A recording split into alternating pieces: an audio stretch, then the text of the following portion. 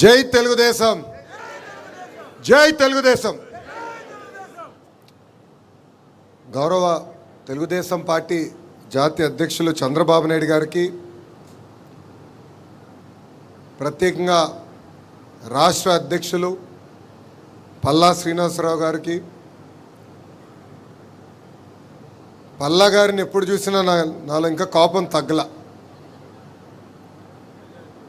ఎందుకంటే 91,000 మెజార్టీతో నేను గెలిచానన్న ఆనందం కనీసం ఒక్క క్షణం కూడా ఎంజాయ్ చేసే అవకాశం అని ఇవ్వాల.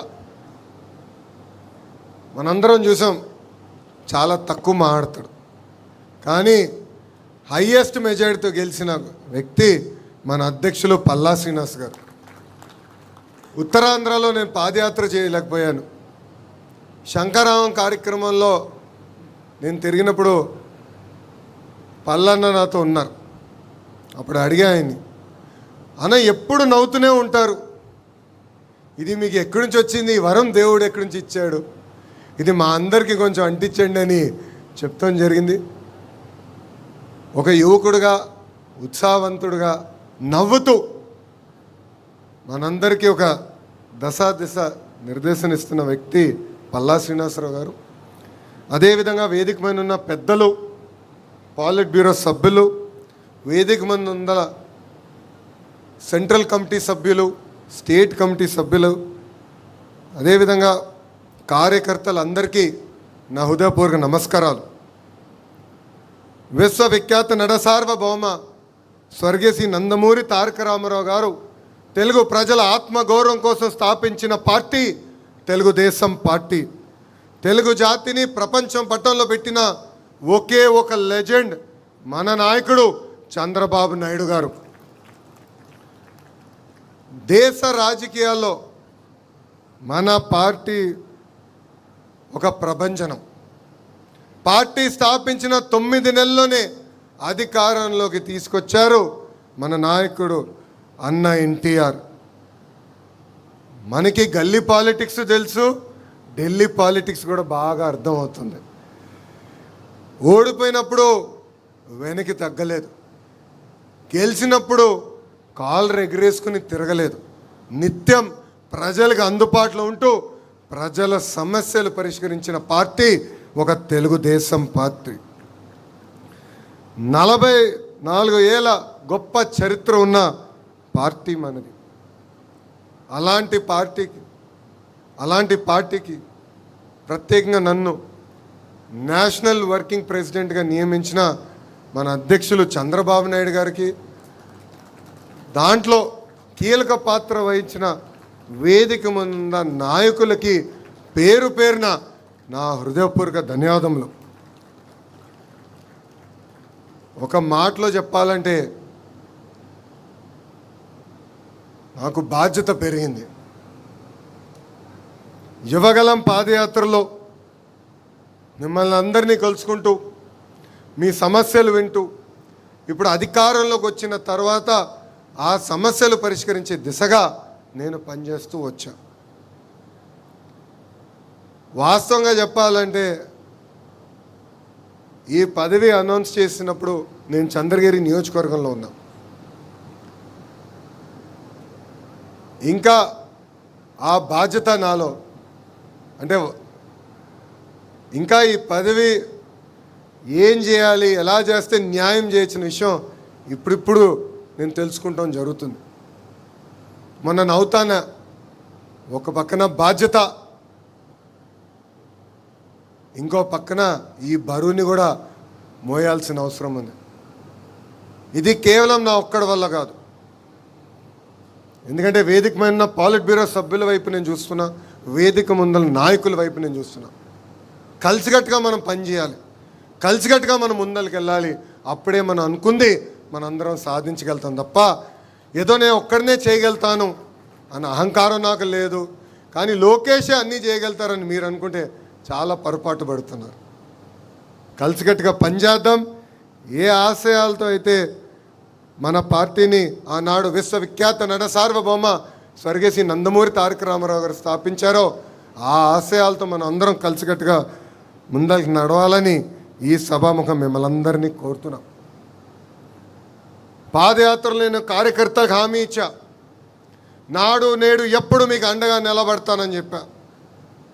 కార్యకర్తలు ఎప్పుడు నన్ను అడిగారు, అయ్యా అధికారంలోకి వచ్చిన తర్వాత అధ్యక్షులు కానీ మిమ్మల్ని కలిసాక కొంచెం ఇబ్బంది పడతామంటే ఆనాడే వాళ్ళకి హామీ ఇచ్చా, ఎప్పుడు నియోజకవర్గంకి నేను కానీ మన అధ్యక్షుల వారు వచ్చినా కానీ ఫస్ట్ కార్యకర్తల్ని కలిసిన తర్వాతనే మేము అధికారికంగా కార్యక్రమాలు చేస్తామని చెప్పాను. ఆ ఇచ్చిన మాట ఈరోజు మేము నిలబెట్టుకున్నాం. ఇక్కడున్న నాయకులందరూ తెలుసు, మన జాతీయ అధ్యక్షులు ఎప్పుడు నియోజకవర్గానికి వచ్చినా ప్రభుత్వ కార్యక్రమం చేసిన వెంటనే కార్యకర్తల్ని కలుస్తున్నారు. 500 మంది, 1000 మంది, 5000 మంది ఉండండి మీటింగ్లో చివరి వ్యక్తితో ఫోటో దిగిన తర్వాతనే ఆయన తిరిగి వస్తాం జరుగుతుంది. ఎందుకంటే 5 సంవత్సరాలు నరకం అనుభవించాం, అనేక ఇబ్బందులు ఎదుర్కొన్నాం. ఇక్కడ ఉన్న ప్రతి నాయకుడి పైన దొంగ కేసులు పెట్టారు, ప్రతి నాయకుడిని వేధించారు. అందుకే నేను గర్వంగా చెప్తున్నా, పుంగనూరు నియోజకవర్గంలో నామినేషన్ పత్రాలు లాగాలనుకున్నప్పుడు తొడగొట్టి మీసాలు మెలేసి రా రా అని చెప్పిన మన అంజిరెడ్డి తాతనే మీ లోకేష్కి స్ఫూర్తి. అంతేకాదు మెడపై కత్తి పెట్టి వాళ్ళ నాయకుడికి జై చెప్పమంటే జై తెలుగుదేశం, జై చంద్రబాబు చెప్పి ప్రాణాలు కోల్పోయిన తోట చంద్రయ్యనే నాకు ఒక ఆదర్శం. పల్నాడులో ఏకంగా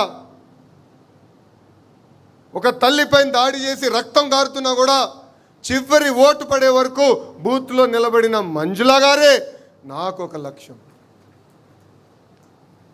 కరెక్ట్గా కృష్ణానది అటుపక్కన గాంధీ గారు అని ఒక సీనియర్ నాయకుడు ఉన్నారు, అనేక మార్లు కార్పొరేటర్గా చేసిన వ్యక్తి. వాళ్ళ నాయకుడిని నిలదీస్తున్నాడని ఏకంగా కంటి చూపు పోయే విధంగా పొడిశారు. అయినా కూడా ఎత్తిన పసుపు జెండా దించకుండా, మడుమ తిప్పకుండా జై తెలుగుదేశం అన్న గాంధీ గారే నాకు స్ఫూర్తి. కోటి సభ్యత్వాలతో రికార్డులు మనందరం బద్దలు కొట్టాం. కార్యకర్తల సంక్షేమమే ఒక లక్ష్యంగా పెట్టుకుని మనందరం పనిచేసాం. గతంలో ప్రమాదంలో ఎవరైనా చనిపోతే 2 లక్షల రూపాయలు వచ్చే బీమాని ఏకంగా ఈరోజు 5 లక్షల రూపాయలు మన పార్టీ చేసింది. ఇప్పటికీ కార్యకర్తల సంక్షేమం కోసం 160 కోట్ల రూపాయలు ఖర్చు పెట్టిన ఏకైక పార్టీ ఒక తెలుగుదేశం పార్టీ.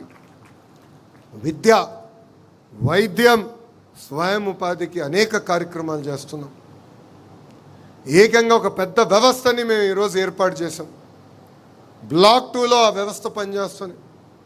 కార్యకర్తలకు అండగా నిలబడతాం. కార్యకర్తల తరపున వాళ్ళ సమస్యలు పరిష్కరించే బాధ్యత మనందరం తీసుకోవాలని ఈ సభాముఖంగా కోరుతున్నాం. గడిచిన 44 ఏళ్ల ప్రయాణంలో పడ్డాం, లేచాం, కానీ ఎప్పుడు నిలబడ్డాం, ఎప్పుడూ మన అధైర్యపడలేదు. దానికి ప్రధానమైన కారణం మన సిద్ధాంతాలు. సమాజమే దేవాలయం, ప్రజలే దేవుళ్ళు అని చెప్పిన గొప్ప నాయకుడు అన్న ఎన్టీఆర్. ఆయన ఆశయాలతో మనం ఇన్నాళ్ళు నడుచుకుంటూ వచ్చాం. మారిన కాలానికి మన జరిగిన మహానాడులో 6 శాసనాలు మనం ప్రకటించుకుంటాం జరిగింది. ఆ 6 శాసనాలపైన వేదిక పైన ఉన్న పెద్దలతో చర్చించాం, వేదిక ముందరున్న నాయకులతో చర్చించాం.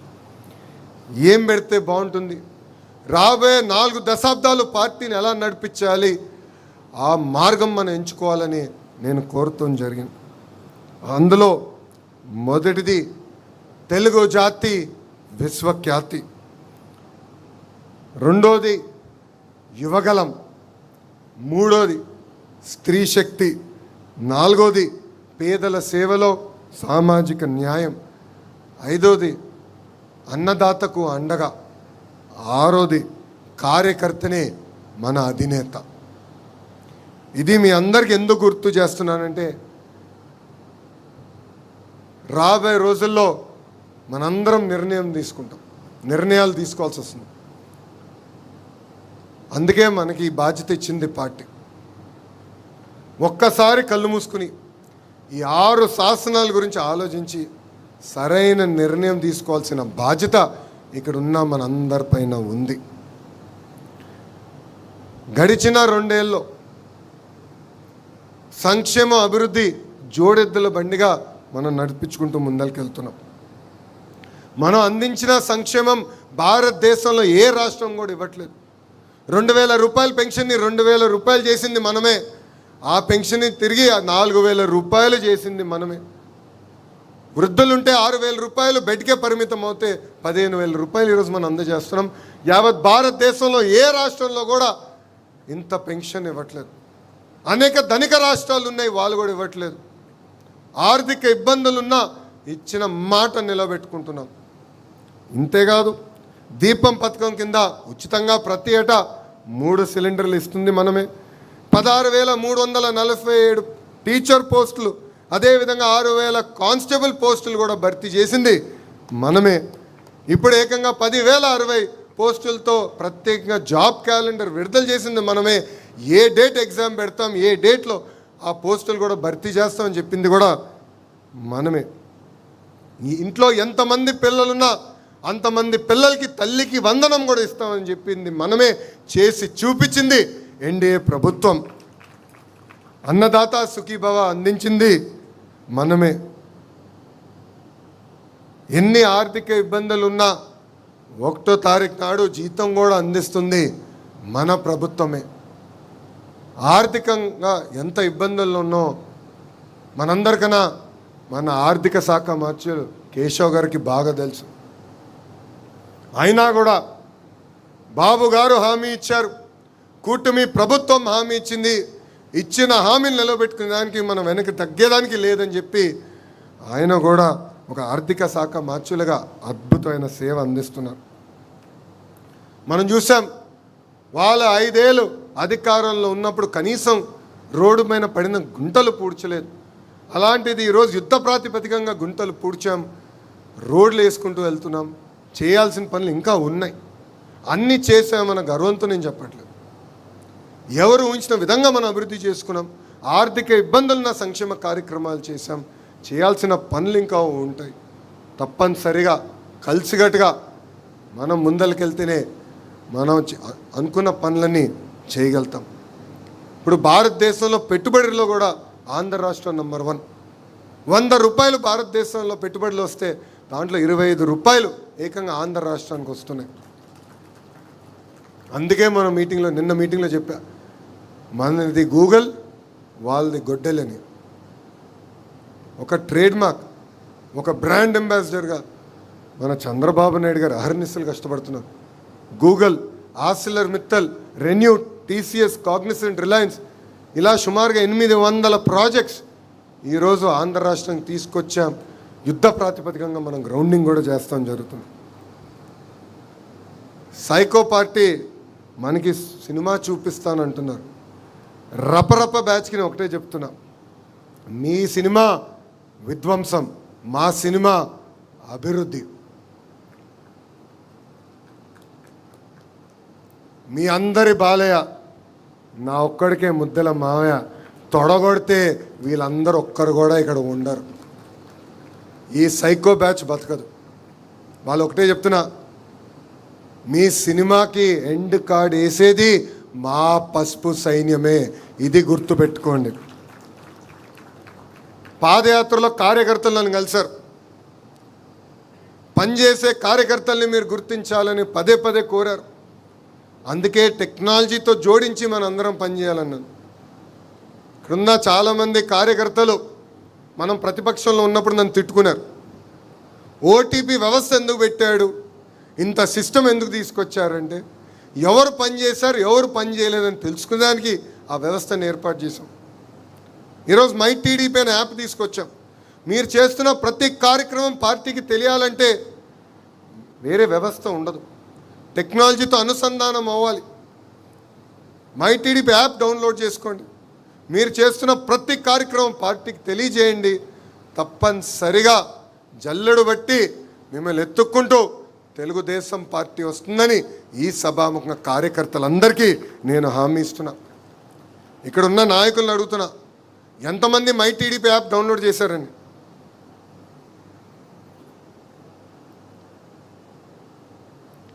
వేదిక ముందున్న పెద్దలు ఇంకా డౌన్లోడ్ చేయాల్సిన అవసరం ఉంది.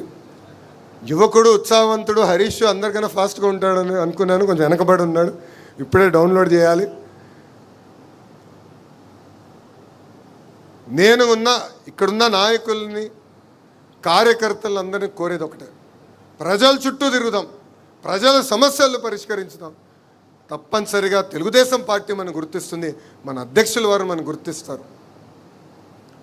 అంతేగాని రూముల్లో కూర్చుని పనిచేస్తే మన ఆశయాలు మనం సాధించలేం. ఇది ఇక్కడున్న మనందరం గుర్తుపెట్టుకోవాలని ఈ సభాముఖంగా కోరుతున్నాం. మీ అందరు తెలుసు, ఇక్కడున్న సీనియర్ నాయకులు తెలుసు, పాలిట్ బ్యూరోలో పనిచేసిన నాయకులు తెలుసు. నేను బయట ఎంత పోరాడానో దానికన్నా 5 రెట్లు ఎక్కువ నేను పార్టీలో పోరాడాను. పార్టీలో సమస్యను తీసుకొచ్చేదానికి పోరాడాను. మనం ప్రతిపక్షంలో ఉన్నప్పుడు డిస్ట్రిక్ట్ పార్టీ కాదు, పార్లమెంట్ పార్టీ వ్యవస్థ తీసుకొస్తే బాగుంటుందని నేను ప్రతిపాదించాను, పోరాడా. మొదటిసారి ఆ పోరాటం ఫలించలేదు, కానీ నేను అధైర్యపడలేదు. నేను నమ్ముకున్న సిద్ధాంతం పార్టీ ఇంకా వైబ్రెంట్గా ఉండాలి, మనం ఎన్నికలు గెలిస్తే సంక్షేమ అభివృద్ధి చేయగలుగుతామని, కావాలని పార్లమెంట్ పార్టీ వ్యవస్థ ఉంటే బాగుంటుందని నమ్ముకున్న వ్యక్తిని. అహర్నిశలు పోరాడా. మళ్ళీ 3 పాలిట్ బ్యూరో మీటింగ్ల తర్వాత నాయకులందరినీ కలిసా, అచ్చెన్నాయుడు గారితో లాబీ చేశా, కాలువతో మాట్లాడి ఎట్టి వరుస వ్యవస్థ తీసుకొస్తే బాగుంటుంది, ఎక్కువ మందికి అవకాశాలు వస్తాయి కాదు, పార్లమెంట్ యాజ్ యూనిట్గా పనిచేస్తేనే మ్యాక్సిమం పార్లమెంట్ సీట్లు మనం కైవసం చేసుకోగలుగుతామని నేను లాబీ చేసి పోరాడిన తర్వాతనే సంస్కరణలు నేను తీసుకురాగలను. ఇది మీ అందరికి ఎందుకు చెప్తున్నానంటే, మన పార్టీలో ఉన్న ఒక జబ్బు ఉంది, కోవిడ్ కన్నా ప్రమాదమైన జబ్బు. కోవిడ్ వస్తే కనీసం దగ్గుతాం, జ్వరం వస్తుంది, ఆసుపత్రికి వెళ్తాం. కానీ మన పార్టీలో ఉన్న జబ్బుకి ఏంటంటే అలక. మనం అలుగుతాం, ఇంట్లో పడుకుంటాం, మళ్ళీ వేరే పార్టీకి వెళ్ళాం, వేరే పార్టీకి ఓటేయం. కానీ ఇంట్లో పడుకున్నందుకు నష్టపోయేది ఎవరు? తెలుగుదేశం పార్టీ కార్యకర్తలు. అందుకే కార్యకర్తలు నాయకులందరినీ కోరేది ఒకే ఒక విషయం, మనం నమ్ముకున్న సిద్ధాంతాల కోసం, మనం అనుకున్న లక్ష్యాలు సాధించే వరకు అహర్నిశలు కష్టపడదాం, పార్టీ లోపల పోరాడదాం, 4 గోడల మధ్యలో కూర్చుందాం, మాట్లాడుకుందాం. నేనన్నా మిమ్మల్ని కన్విన్స్ చేస్తాం, మీరన్నా నన్ను కన్విన్స్ చేయండి. కానీ నిర్ణయం తీసుకున్న తర్వాత జై తెలుగుదేశం, జై చంద్రబాబు గారిని బయటికి వెళ్ళాం. బయటికి వెళ్ళి మళ్ళీ వేరే మాట ఉండకూడదు. మాది చిన్న కుటుంబం, 5గురమే. మీ అందరు తెలుసు, మొన్న ఒక 5 రోజులు, ప్రతి సంవత్సరం ఒక 5 రోజులు మా అబ్బాయితో నేను బ్రేక్కి వెళ్తాం, ఒట్టి దేవాంశ్ నేనే వెళ్తాం. 5 రోజులు ఒక 2 సార్లు కొట్టుకుంటాం మా ఇద్దరం. నాన్నని ఇది చేయాలంటే నేనే అది చేయాలంటాం. చిన్న కుటుంబంలో కూడా విభేదాలు ఉంటాయి, చిన్న సమస్యలు ఉంటాయి. కానీ 4 గోడల మధ్యలో కూర్చుని మనం కన్విన్స్ చేసుకోవాలి, మనం మాట్లాడుకోవాలి. ఇది ఇక్కడున్న నాయకుల్ని కోరుతున్నా, రాష్ట్రంలో ఉన్న 1 కోటి మంది సభ్యుల్ని, కార్యకర్తలను కూడా నేను కోరుతున్నా, కలిసికట్టుగా పనిచేద్దాం, కలిసికట్టుగా పోరాడదాం, మనం అనుకున్న ఆశయాల్ని మనం సాధించుదాం.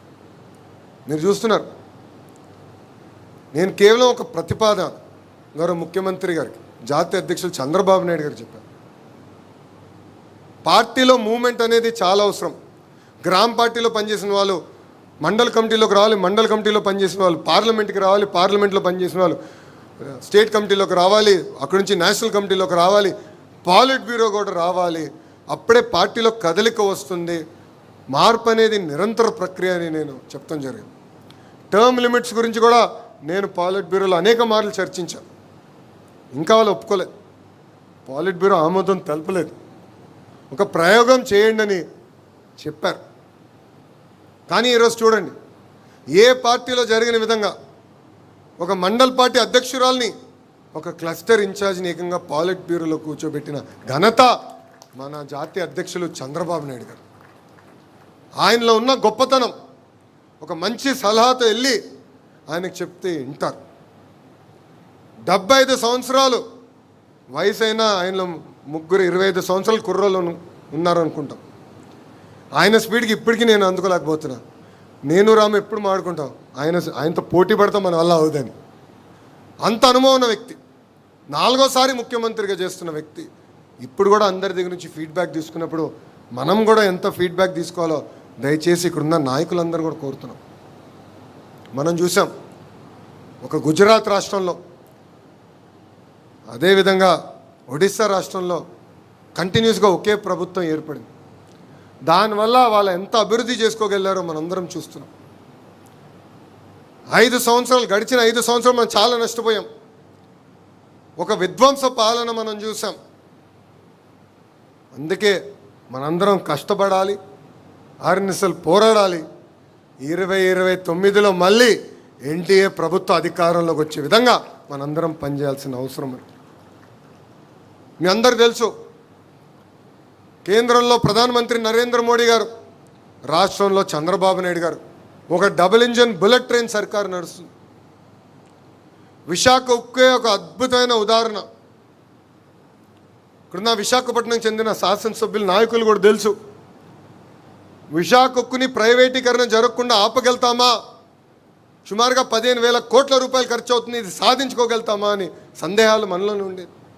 అలాంటిది వేదిక మొన్న కేంద్ర మంత్రులు పెమ్మసాని గారు కానివ్వండి, అటు రాము కానివ్వండి, ఎస్ ఇది సాధించుకోగలుగుతాం, మాట్లాడదాం, పోరాడదాం అని చెప్పారు. కేంద్రంలో ఉన్న కేంద్ర ఆర్థిక శాఖ మార్చులు నిర్మలా సీతారామన్ గారిని అర్ధరాత్రి 12 కలిసి, ఇప్పుడు కూడా ఆ ఫోటో మా దగ్గర ఉంది, విశాఖ ఉక్కు గురించి చర్చించారు. వదిలిపెట్టలేదు, ఇది మాకు కాపాడుకోవాలి, ఒక సెంటిమెంట్ మాకు ఇదని చెప్పి. కేంద్రంలో మనం బలపరిచిన ప్రభుత్వం ఉంది కనుక, మన ప్రభుత్వం ఉంది కనుకనే విశాఖ ఉక్కుని ఈరోజు కాపాడుకోగలిగినాం, రైల్వే జోన్ సాధించుకోగలిగినాం. త్వరలో కర్నూలుకి హైకోర్టు బెంచ్ కూడా తీసుకురాబోతున్నాం. ఆగిపోయిన అమరావతి పనులు ఈరోజు వేగంగా ముందరికి నడుస్తున్నాయి. భారతదేశంలో ఏ రాష్ట్రానికి పార్లమెంట్ సాక్షిగా ఇది రాజధాని అని చెప్పలేదు, ఒకే ఒక అమరావతికి చెప్పారు. అది ఎందుకు జరిగిందంటే కేంద్రంలో మన ప్రభుత్వం ఉంది. పోలవరానికి ప్రత్యేక నిధులు తీసుకొచ్చాం. ఆగిపోయిన పనుల్ని వేగంగా ఈరోజు మనం ముందలు తీసుకెళ్తున్నాం. అంతేకాదు, మన రాష్ట్రంలో పవన్ అన్న ఉన్నారు. నేను ఎన్నో మార్లు చెప్పా, ప్రత్యేకంగా చంద్రబాబు నాయుడు గారిని అరెస్ట్ చేసినప్పుడు పవన్ అన్న ఆయన్ని కలిసిదానికి వచ్చారు. మేము కలిసిన తర్వాత ప్రెస్ మీట్ పెట్టి అక్కడ బస్సులో కుటుంబం అంతా ఉంటే కలవాలని నేను వచ్చాను. అప్పుడు ఆయన ఒక్కటే ఒక మాట చెప్పాడు, లోకేష్ ఒక పెద్దన్నగా నీకు నేను అండగా నిలబడతాను, నీకు ఏ సమస్య ఉన్నా నాకు ఫోన్ చేయి అని చెప్పిన వ్యక్తి పవన్ అన్న. ఈరోజు చాలా స్పష్టంగా ఆయన చెప్తున్నారు, కనీసం 15 సంవత్సరాలు చంద్రబాబు నాయుడు గారి నాయకత్వంలో ఎన్డీఏ ప్రభుత్వం ఏర్పడాలి, కలిసికట్టుగా మనం పనిచేయాలని. మొన్న ఒక ఇంటర్వ్యూలో పొరపాటున నేను 2029 కూటమి గెలుస్తుందని చెప్పా. ఇమ్మీడియట్గా ఆయన ఫోన్ చేసి, నేను 3 టర్ములు అంటే నువ్వు వచ్చే టర్మే అంటావు ఏంటని నాతో దెబ్బలాడిన వ్యక్తి పవన్ అన్న. పొత్తు ధర్మం అందరం పాటించాలి, కలిసికట్టుగా పోరాడాలి, మన రాష్ట్రాన్ని మనం కాపాడుకోవాలి. దీనికి మనందరి సహకారం చాలా చాలా అవసరం. ఇంకా మన రాష్ట్రంలో గౌరవ ముఖ్యమంత్రి గారు చెప్పినట్లు క్రెడిట్ చోరీ జబ్బున్న నాయకుడు ఉన్నాడు. సారీ, మన రాష్ట్రంలో కాదు, బెంగళూరులో ఉంటాడు ఆయన. ఇప్పుడు అయింది బెన్ తాహై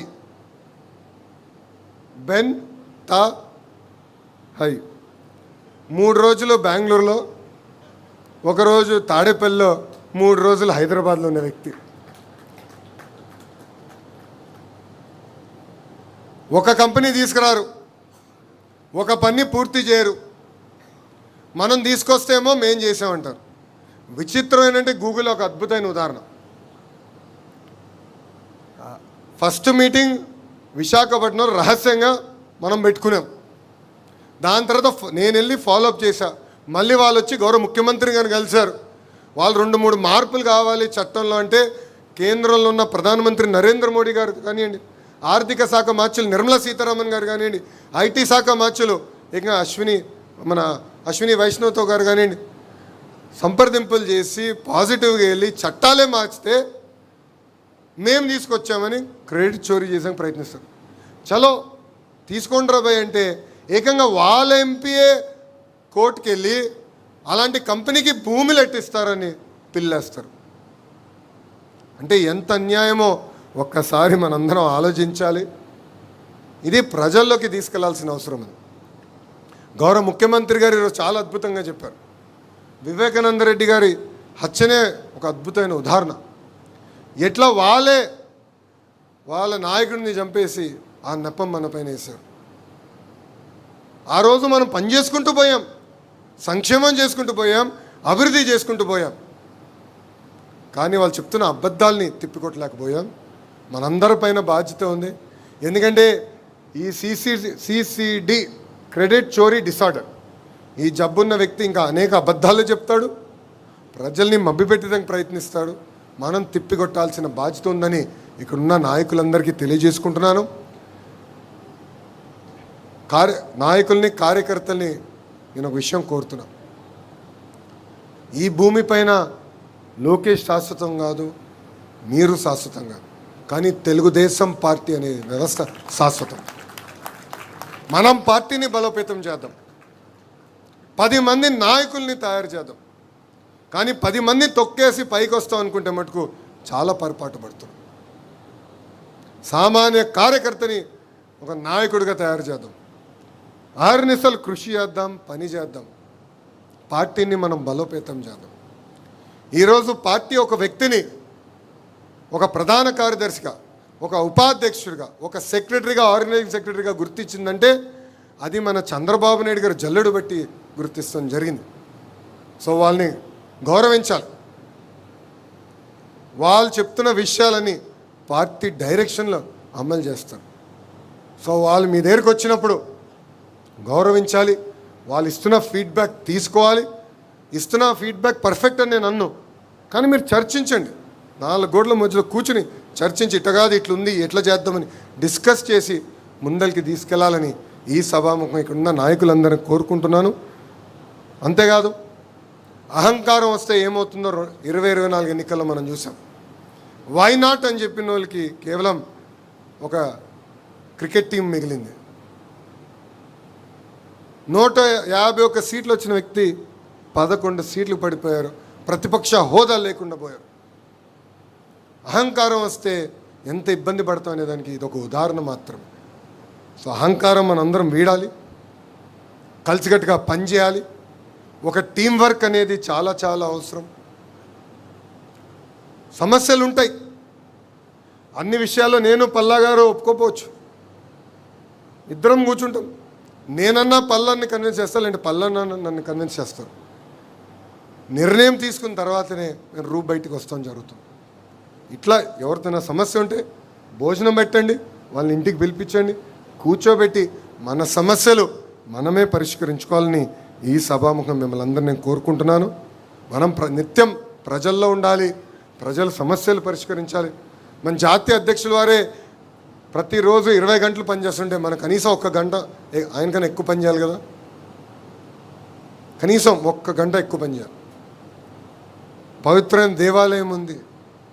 ఈరోజు మీరు చూస్తున్నారు, బీజేపీ మినహా భారతదేశంలో ఏ పార్టీకి లేని కార్యాలయం ఈరోజు ఒక తెలుగుదేశం పార్టీకి సొంతం. మనందరం పనిచేసడానికి ప్లేస్ ఉంది.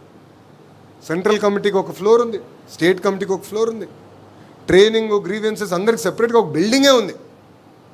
365 రోజుల్లో 300 రోజులు ట్రైనింగ్ ఇక్కడ జరగబోతుంది.